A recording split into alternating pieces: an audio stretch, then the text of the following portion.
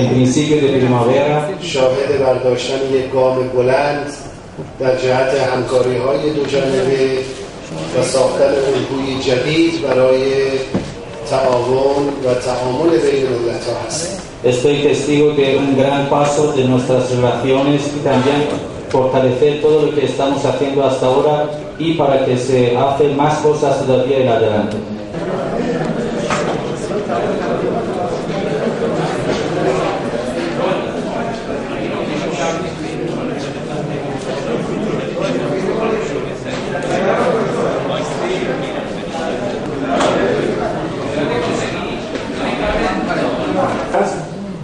Señor Rodolfo Sanz y también señor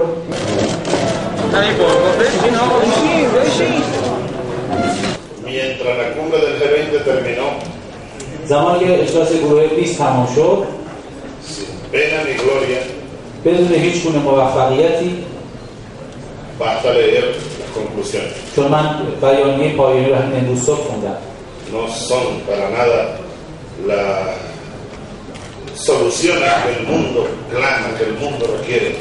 آنها نتونستن هیچ گونه راه حلی برای دنیایی که در آن حال حاضر توش هستیم ارائه بدن. Ante la gran crisis del capitalismo mundial, به خصوص در مقابل بحران شدید سرمایه‌داری که در دنیا وجود داره. decidieron allá aplicar la misma medicina آنها در واقع تصمیم گرفتن همان دارویی رو به بیمار قبلی تزریق کنند que está matando al paciente. که این بیمار در حال حاضر در حال فوت هست. 1 billón de dólares.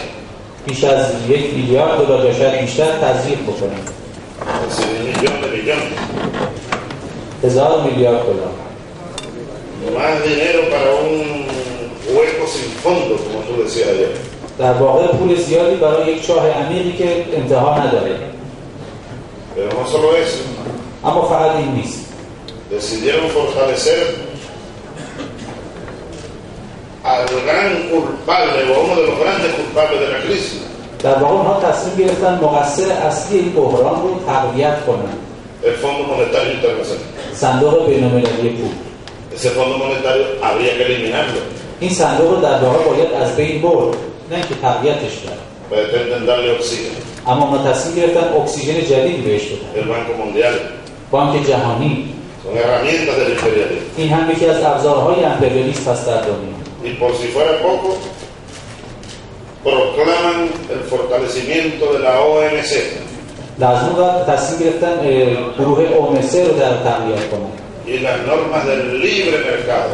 و قوانین بازار آزاد رو دوباره احیا کنند. El Dios mercado, dicen ellos.